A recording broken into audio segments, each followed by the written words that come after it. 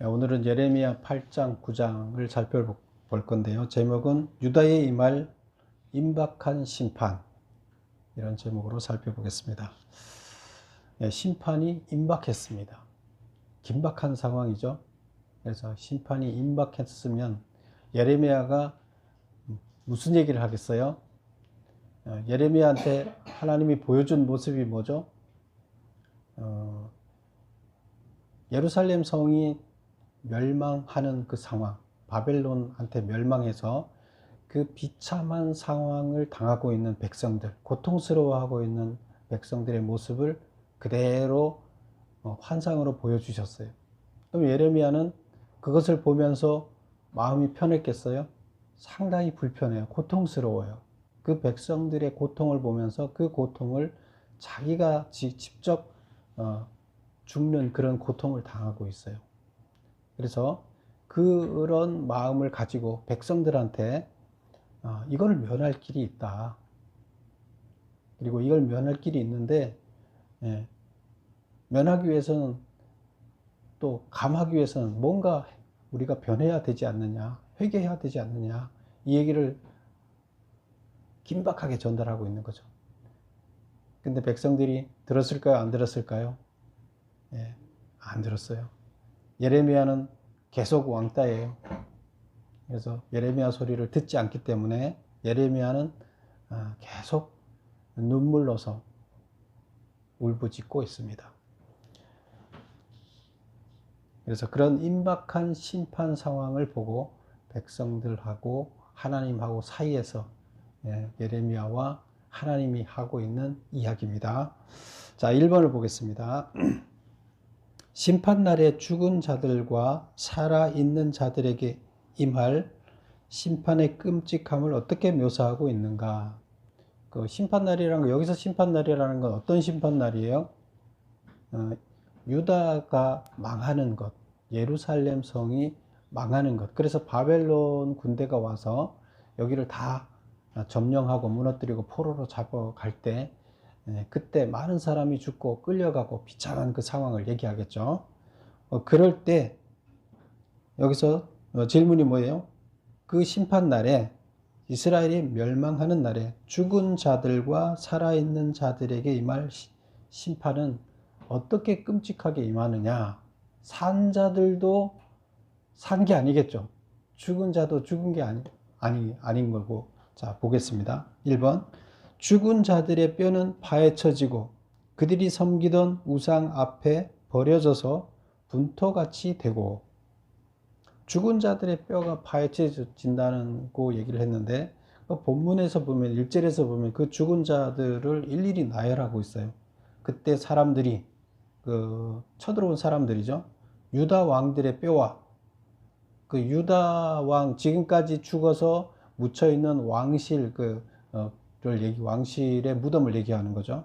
그 왕들의 뼈, 그 다음에 지도자들의 뼈, 제사장들의 뼈, 선지자들의 뼈, 여기까지는 보면 좀 뭔가 지위가 있는 사람들, 그래서 그 뼈들을 귀중하게 여기는 그런 뼈들을 얘기를 하는 거죠. 그리고 그런 무덤들이 다 파헤쳐져서 그 뼈들을 이제 다 끌어냈다는 거예요. 그리고 뿐만 아니라 예루살렘 주민의 뼈를 그 무덤에서 끌어냈다. 그 온 사람들이, 죽은 사람, 니네들이 존귀하게 여기는 자들을 내가 다 끌어내서 또 죽이겠다는 거예요.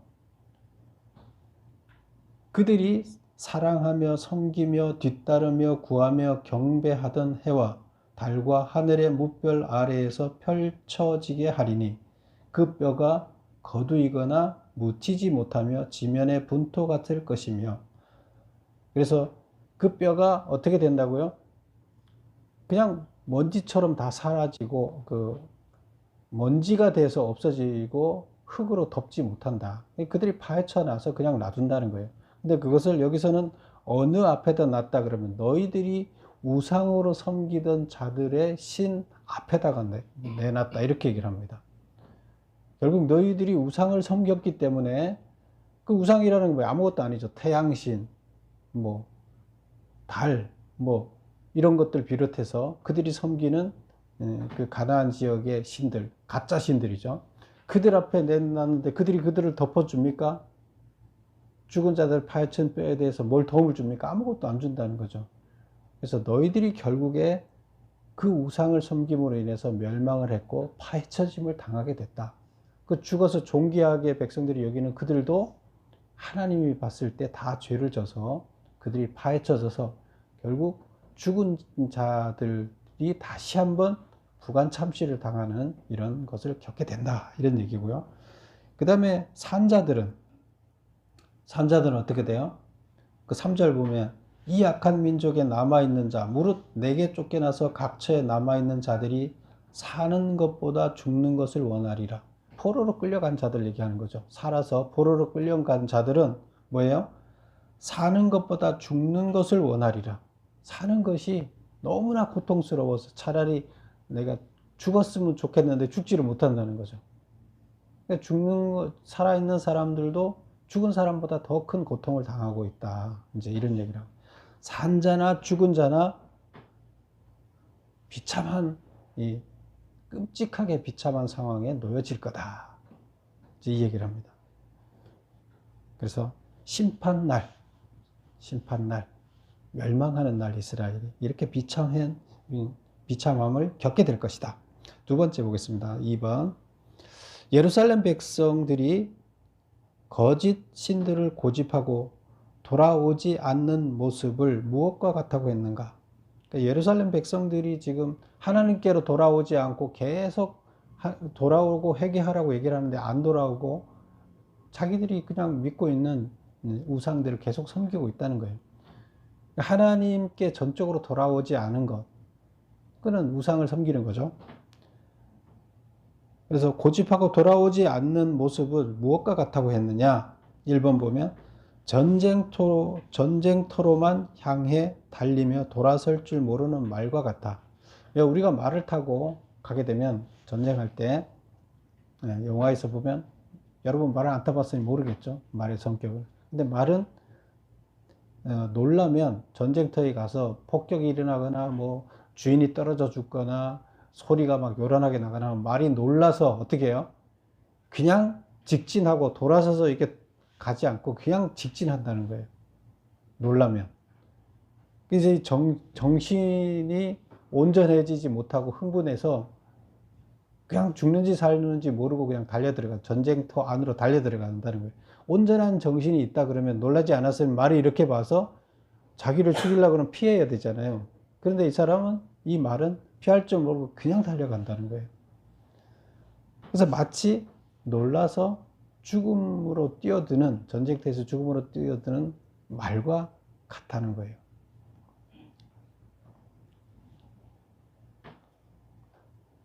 그래서 그 다음에 하나님이 정해준 규례를 어기는 피조물은 누군가? 하나님이 정해준 규례를 세상의 피조물들은 다 지키고 있다.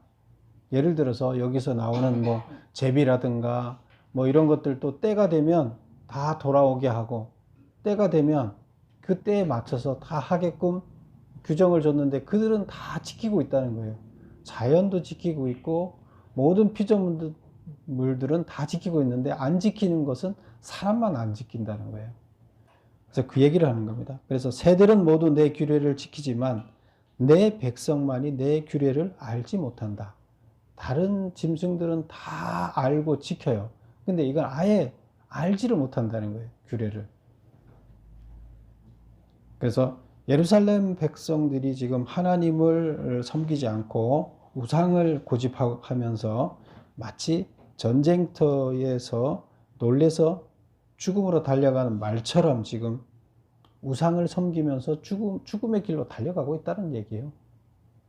그리고 세상의 모든 피조물들은 하나님이 만들어준 규정대로 다 지키며 잘 살고 있는데 사람들만 규정을 어기고 있다는 거예요. 왜 그럴까요? 자유를 줬잖아요. 생각의 자유를 줬잖아요. 선택의 자유를 줬잖아요.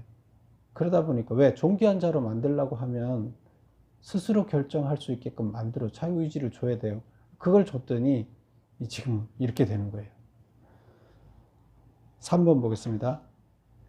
유다 지도층의 죄는 무엇이고 그들의 죄로 인해서 이스라엘이 받는 대가는 무엇인가? 8절에서부터 12절 나오는 이야기인데요. 유다 지도층의 죄는 1번 율법을 거짓되게 풀어 거짓 율법을 가르쳤다. 그래서 지금 하나님의 율법이 다 이렇게 주어져 있는데 이것을 거짓되게 풀어요. 왜 거짓되게 풀까요? 욕심이 개입되는 거예요. 거기에 성경을 해석하는 데 있어서 자기들의 욕심이 개입되는 거예요. 하나님 말씀을 풀어서 전하는 데 있어서 어떤 단체나 어떤 사람들한테 전달하면서 있는 그대로를 하나님의 뜻대로 기도하면서 받아서 전하려고 하는 것이 아니라 자기 욕심이 개입되다 보니까 자기 이익이 개입되다 보니까 자꾸 다른 해석을 하게 되는 거예요. 그래서 결국 성경 해석하는 자한테 사람들이 성경대로 살지 못하게 마귀들은 다 꼬시고 있겠죠. 그런데 성경 해석을 잘못되게끔 유도를 하겠죠. 근데 우리는 거기 끌려가면 안 된다는 거죠. 근데 그게 뭐냐면 바로 욕심이 개입되기 때문에 그렇다. 자기의 이익이 개입되기 때문에 그렇다. 이렇게 보면 됩니다. 그래서 율법을 거짓되게 풀어서 거짓 율법을 가르쳤다. 그래서 그들은 어떤 그러면 대가를 받아요? 이렇게 나와 있습니다. 그들의 아내와 논밭을 다른 나라에게 넘겨주겠다.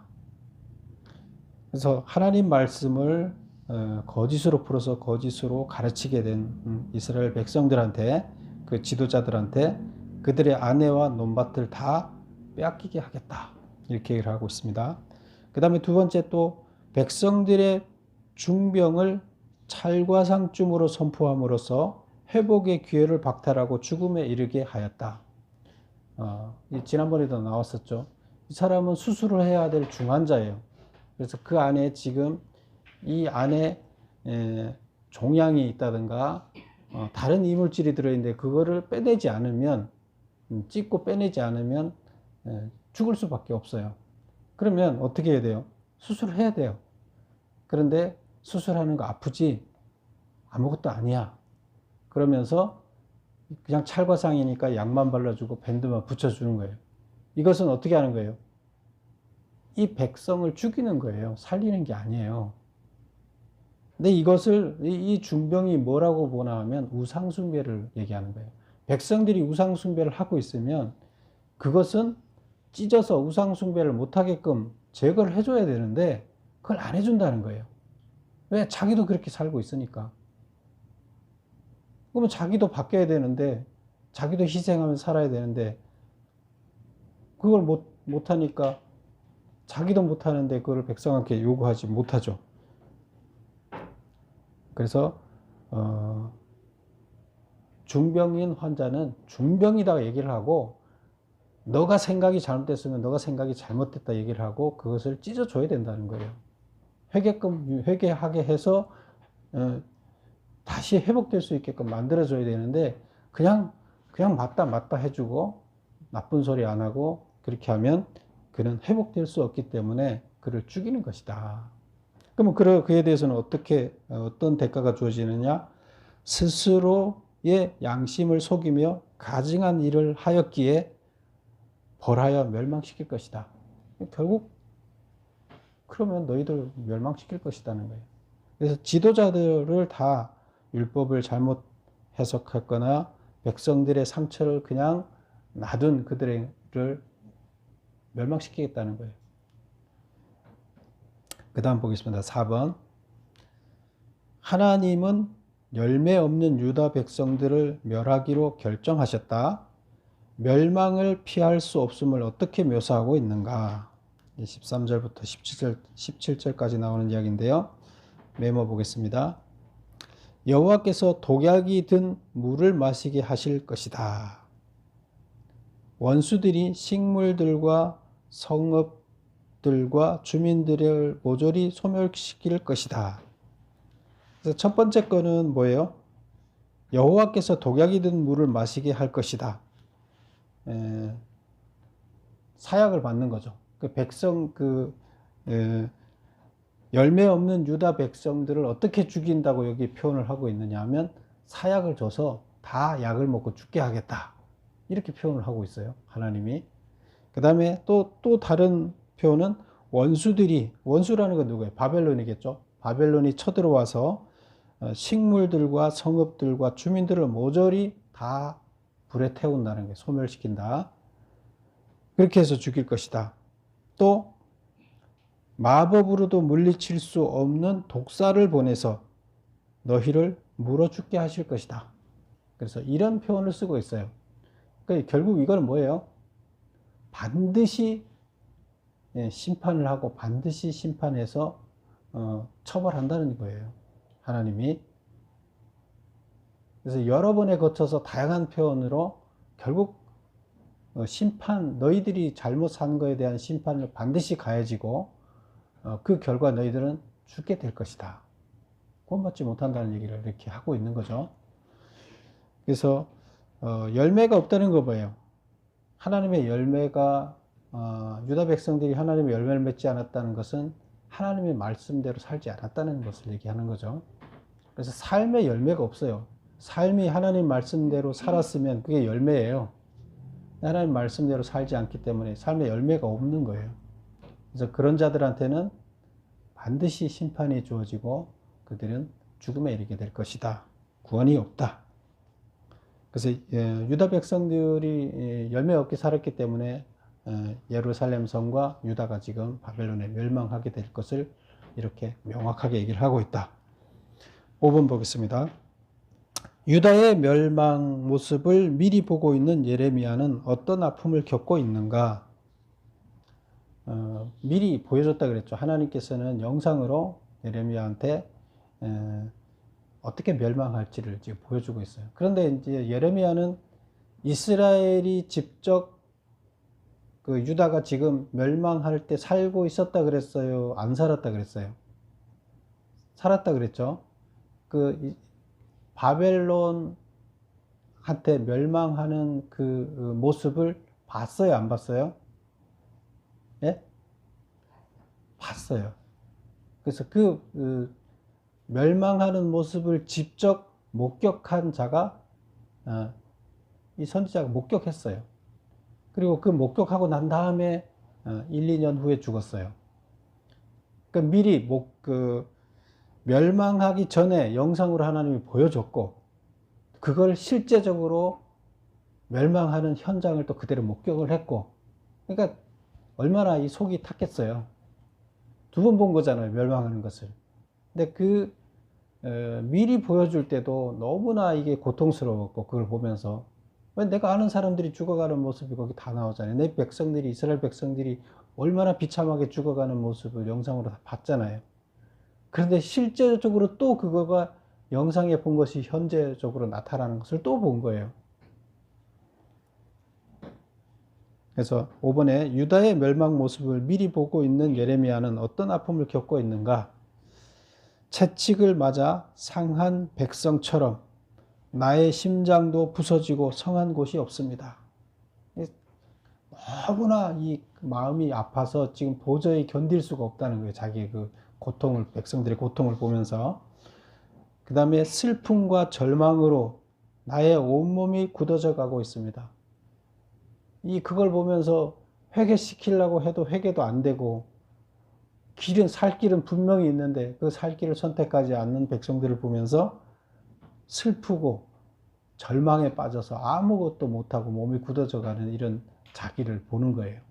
너무나 힘든 자기를 겪고 있는 겁니다. 그래서 눈물의 선지자 예레미야가 왜 눈물로 시간을 보냈는지를 우리는 이해할 수 있겠죠. 6번 보겠습니다. 유다가 심판받는 죄악은 무엇인가? 여호와께서 유다 백성을 녹이고 연단하는 이유는 무엇인가? 9장으로 한번 넘어가 볼게요. 9장.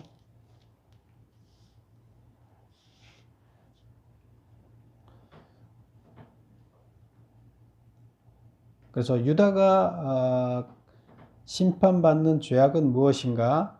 1번 보면 그들의 혀는 죽이는 화살이라 거짓을 말하며 입으로 평화를 말하나 마음으로는 해를 꿈꾸며 세상을 속이는 곳으로 만들고 하나님 알기를 싫어하도록 만들었기 때문이다. 왜 심판을 받는다고요? 그들의 혀는 죽이는 화살이라. 화살은 누군가를 죽이는 거잖아요. 화살을 쏘면. 근데 이스라엘 백성들의 혀에서 나가는, 입에서 나가는 말이 누구를 죽이는 화살과 같다는 거예요. 우리 입에서 좋은 말이 나가면 그를 살리겠죠. 치료하겠죠. 그런데 우리 입에서 나쁜 말이 나가면 그를 죽이게 되는 거예요. 증오의 말, 혐오, 미움의 말, 상처를 주는 말, 이거는 죽이는 거죠. 그래서 여기서는 이제 왜 죽이는가를 얘기를 하면 거짓과 정직을 봤을 때 거짓을 혀에서 거짓의 화살을 쏜다는 거예요. 그 거짓이 독이라고 봤고요. 그 독화살을 상대방한테 쏘기 때문에, 거짓을 쏘기 때문에 상대방이 죽는다. 이렇게 얘기를 하고 있습니다. 그래서 그들의 혀는, 백성들의 혀는 죽이는 화살이라 거짓을 말하며, 왜 그러냐면, 왜 죽이는 화살이냐? 거짓을 말하기 때문이다. 그래서 입으로 평화를 말하나, 겉으로는 평화를 말하나, 마음으로는 그 해를 꾸며서, 해를 꾸민다는 건 뭐예요? 마음으로는 그를 해코지 하는 모사를 가지고, 입으로는 뭐 축복합니다 얘기를 하면서, 속으로는 저놈 벌받아 죽어라, 이런 마음을 갖고 있다는 거예요. 해를 꾸민다는 거예요. 꾸미고 있는데 말은 그렇게 하지 않지만 실제적으로 그 마음은 그를 해를 가하고 있다는 거예요. 그럼 거짓이죠. 그 말이 거짓인 거죠. 그래서 그렇게 하기 때문에 결국 그가 그렇게 말함으로 인해서 어떤 결과를 갖고 오느냐? 세상을 속이는 곳으로 만든다는 거예요. 그렇죠. 세상을 속이는 그 죄악들이, 백성들이 이 거짓을 말함으로 인해서 그들이 세상을 속이는 결과를, 그 세상을 다 거짓으로 만들어 버리는 거예요. 말과 행동이 틀리는. 그래서 세상을 다 거짓으로 만들어 놓고, 속이는 것으로 만들어 놓고, 하나님 알기를 싫어하도록 만들기 때문이다. 하나님은 정직을 원하시는데 하나님이 싫어하는 쪽으로, 결국 하나님이 원하는 삶을 살지 않게 된다는 걸 얘기를 합니다. 그래서 어떻게 된다고요? 이런 죄 때문에 심판을 받을 수밖에 없다. 이렇게 얘기를 하고 있습니다. 그러면 그 다음에 여호와께서 유다 백성을 녹이고 연단하는 이유는 뭔가? 한번 읽어볼까요?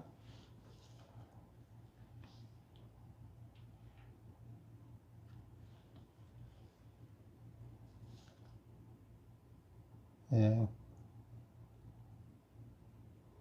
6절을 한번 볼까요? 9장 7절. 9장 7절. 다 같이 한번 읽어볼게요. 시작. 그러므로 만군의 여호와께서 이와 같이 말씀하시되, 보라, 내가 내 딸 백성을 어떻게 처치할꼬 그들을 녹이고 연단하리라. 그러므로, 지금까지 설명했던 이야기죠. 백성들이 이렇게 죄를 져서 죽을 수밖에 없는 상황이 됐다. 그럼 그러므로 무슨 말이에요? 그러므로 내 딸 백성을 어떻게 처치할꼬? 어떻게 해야 되겠어요? 백성들이 지금 그래서 죽을 수밖에 없게 됐는데 내 딸 백성을 어떻게 해야 되겠어요?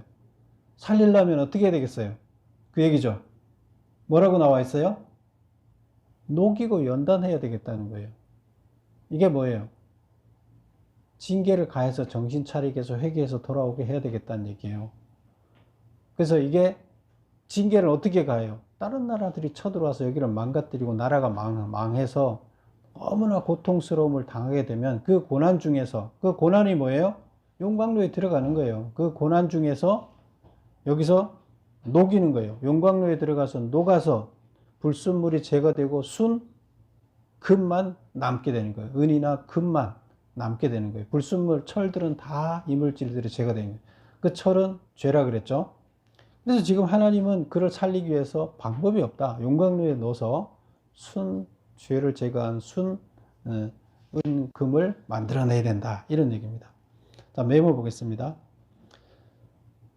그들을 용광로에 넣어, 용광로가 뭐예요? 시련이죠. 시련에 넣어서 정금, 죄가 제거된 상태의 정금으로 만들어 다시 사용하기 위해서다. 왜 백성들을 녹이고 연단한다고 용광로에 넣어서? 다시 사용하기 위해서예요. 안 그러면 다시 사용할 수가 없어요. 하나님은 깨끗한 분이라 깨끗한 것밖에 쓰지 않기 때문이에요. 그래서 이스라엘 백성들을 심판하는 이유가 뭐예요? 징계하는 이유가 뭐예요? 다시 쓰기 위해서예요. 버리지 않고 구원해서 다시 쓰기 위해서예요. 7번 보겠습니다. 예레미야가 유다를 향해 비가를 읊는 이유는 10절을 한번 보겠습니다. 내가 산들을 위하여 울며 부르짖으며 광야 목장을 위하여 슬퍼하나니 이는 그것들이 불에 탔으므로 지나는 자가 없으며 거기서 가축의 소리가 들리지 아니하며 공중의 새도 짐승도 다 도망하여 없어졌습니다. 이게 이제 이스라엘이 멸망한 상태에서 짐승이고 뭐고 다 사라지고 아무것도 없는, 사람은 뭐 말할 것도 없고 아무것도 없는 멸망한 상태를 표현하는 거죠. 이걸 보면서 너무 슬퍼하는 이런 이야기인데요. 7번 문제가 예레미야가 유다를 향해 비가를 읊는 슬픈 노래를 읊는 이유는 뭐냐? 아름답던 사냐가 불에 타서 황무지로 변했기 때문이다. 그래서 폐허가 됐기 때문에, 멸망해서 폐허가 됐기 때문에 슬픈 노래를 지어서 부르고 있다. 8번 여호와께서 유다를 황무지로 변하게 한 이유는 무엇인가? 그럼 여호와께서 황무지를 변하게 했는데 왜 황무지로 변하게 했느냐? 나의 율법을 버리고 내 목소리를 순종하지 아니하며 그 마음의 완악함을 따라 그 조상들이 가르쳐준 바알들을 따랐기 때문이다. 결국 하나님 말씀을 따르지 않고 하나님 말씀대로 살지 않고 바알들의 말대로 따랐다는 거예요. 삶의 지표가 하나님의 율법이 아니라 바알들, 결국 자기들의 욕심과 일치되는 바알들을 쫓았기 때문이다. 이렇게 얘기를 하고 있습니다. 그 다음에 이제 그렇게 해서 뭐 황무지를 변하게 했다, 멸망시켰다는 얘기죠. 그 다음에 멸망을 위해서 그럼 어떤 수단을 사용했는가? 하나님은 그를 멸망시키기 위해서 어떤 수단을 사용했는가? 쑥과 독한 물을 마시게 하고 여러 나라로 흩어버리고 진멸되기까지 칼을 보내리라. 진멸되기까지 칼을 보내리라는 얘기는 적군이 쳐들어와서 그들을 칼로 진멸시킬 것이다. 이제 그 얘기를 하는 거죠. 그래서 죽을 때까지, 이 멸망할 때까지 계속 침략해서 멸망시킬 것이다. 반드시 멸망시킬 것이다. 이런 거죠. 그래서 쑥, 그 다음에 독한 물, 이게 독약이죠. 그 다음에 칼, 상대방 나라의 칼, 이런 걸로 해서 결국 멸망시킬 것이다. 멸망시켜야 나라가 없어지고 살 근거지가 다 없어지고 포로로 잡혀가야 그들이 뭘 하는 거예요? 정신을 차리고 죄악을 버리고 하나님을 쳐다본다는 얘기예요. 그렇지 않으면 이 자리에 놔두면 한 명도 살아남을 자가 없다는 거예요. 왜? 지금까지 해봤잖아요. 예레미야한테 찾아보라 하니까 못 찾았죠? 한 명이라도 변화시켜보라 해서 변화 안 됐잖아요. 그 이제 방법은 없어요. 결국 그들을 용광로에 집어넣는 것밖에 없어요. 살리기 위해서는. 마음은 아파요. 그러나 방법이 그밖에 없어요. 살리는 방법이. 9번 보겠습니다. 하나님이 유다에게 부르라고 한 조가의 내용은 뭐냐? 이제 이게 17절부터 22절까지 나오는 얘기인데, 하나님이 조가를 지어서 주고 이거를 부르라고 시켰어요. 왜 부르라 시켰을까요? 너희들이 이 노래를 부르면서 미리 이걸 조가를 지어서 아직 망하기 전에 미리 알려줬어요. 예레미야를 통해서 백성들한테 조가를 지어서 주고 미리 부르라고. 왜 그랬을까요? 회개할 사람이 한 명이라도 미리 좀 나오기를 바라는 마음에서 그랬겠죠. 자, 보겠습니다. 조가의 내용이 뭐냐? 사망이 창문을 넘어와 자녀들과 청년들을 죽이는구나. 사망이 창문들을 넘어와서 사람들을 다 죽인다. 이건 지금 제가 요약해 놓은 내용입니다. 이게 뭐 문장은 긴데. 그 다음에 두 번째는 사람의 시체가 분토같이, 분토라는 건 먼지를 얘기하는 거죠. 사람의 시체가 먼지같이 들에 떨어질 것이며, 사람의 시체가 뭐 폭탄이 터지면 막 흩어진 것처럼 이렇게 사람의 시체가 조각조각 나서 먼지처럼 흩어질 것이다. 그리고 추수하는 자의 뒤에 버려져 거두지 못한 곡식단 같이 되리라. 추수할 때 왜 추수하는 사람이 추수를 하면서 다 갔는데 뒤에 버려진 것은 못 보죠. 추수단을. 그럼 안 죽는다는 얘기예요. 결국 그냥 버려서 그냥 썩게끔 놔둔다는 얘기예요. 추수할 때 걷어들이면 농부 앞에 있어서 추수단을 농부가 걷어들이면 그걸 갖다 곳간에 잘 보관하겠죠. 그런데 등 뒤에 버려진 추수단을 보지 못하니까 그냥 버려서 썩는다는 거예요.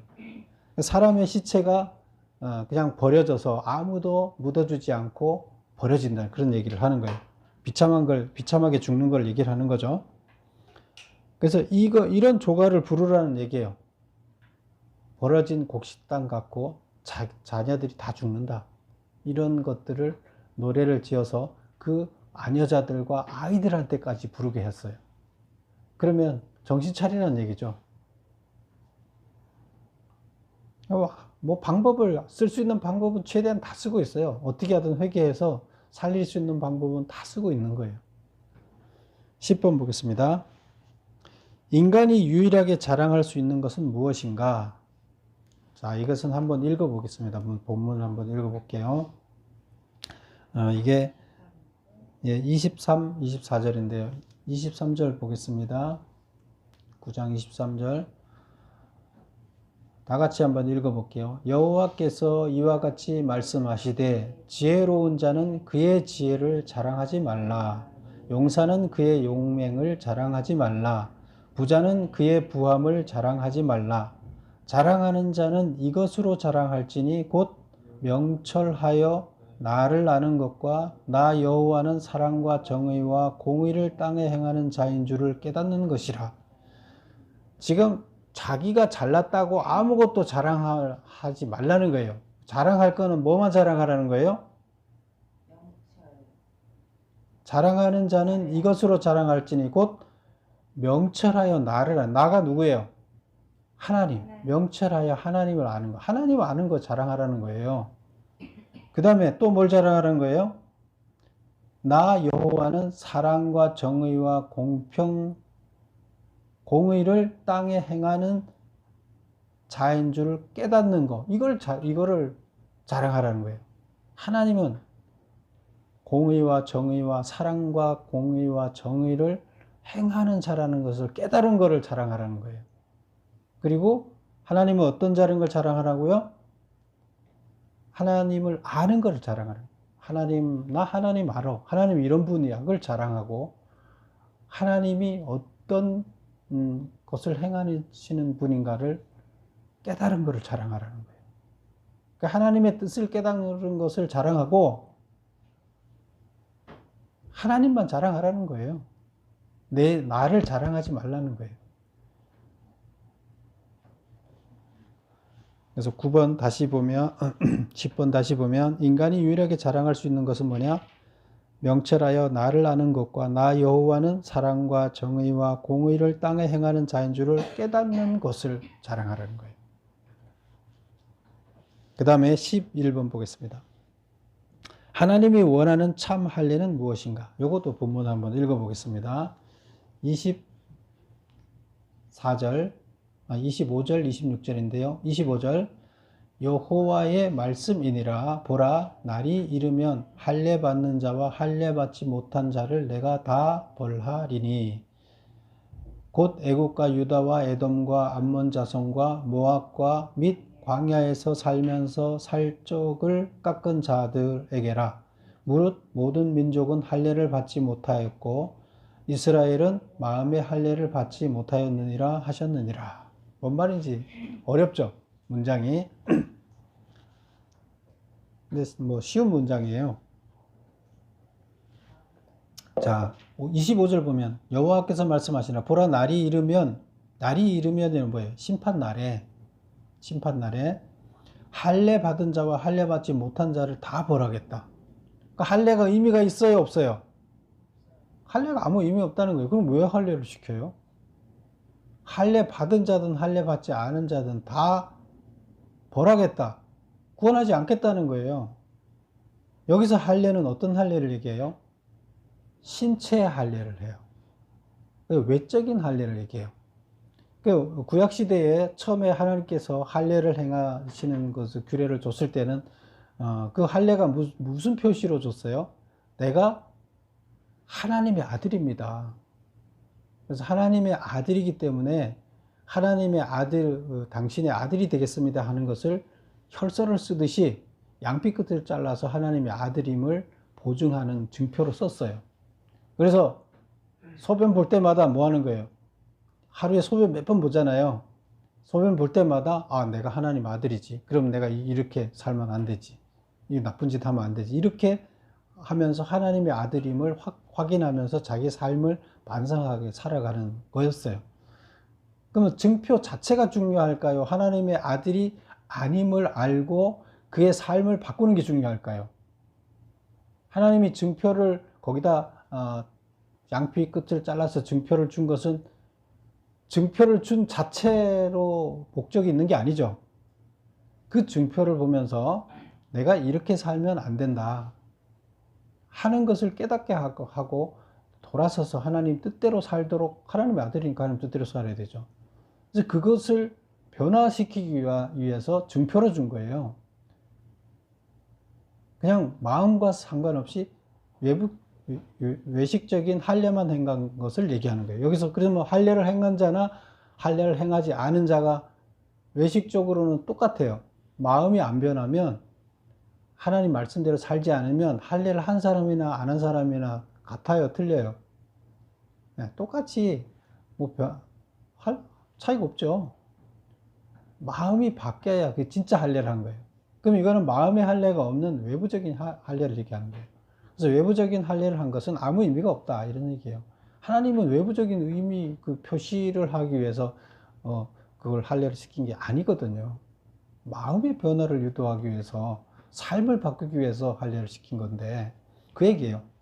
그래서 26절을 다시 또 보면 애국과 유다와 에돔과 암몬 자손과 모압과 이 자손, 이들은 다 뭐예요?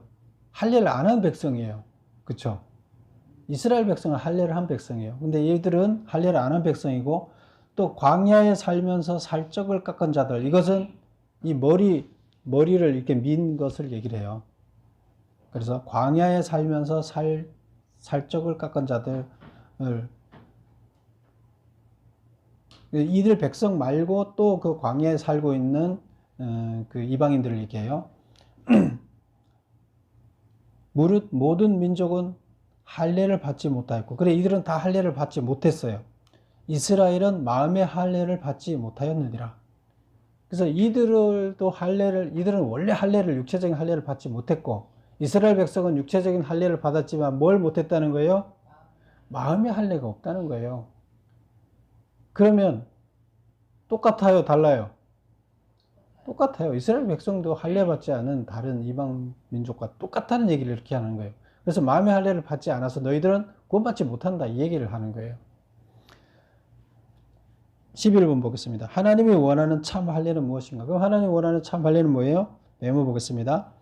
양피를 자르는 육체적 할례가 아니라 하나님의 자녀로만 살겠다고 결단하는 마음의 할례이다. 그리고 그 결단을 실천으로 행하는, 그래서 변화된 삶을 사는 것을 마음의 할례라고 하는 거예요. 그 변화된 삶이 있는 할례, 그것은 할례가 마음의 할례예요. 영적인 할례가 된 거예요. 하나님께서는 그 자는 구원하겠다는 거예요. 그래서 남은 자나 같은 얘기죠. 결국 그 자는 구원하는데 지금 이스라엘 백성에 그런 자가 있다는 거예요, 없다는 거예요? 없어서 지금 구원할 마음의 할례가 된 자가 없어서 이방인과 똑같이 너희는 양픽의 할례만 했을 뿐이기 때문에 이방인과 똑같다. 그래서 구원할 수가 없다 얘기를 하고 있습니다.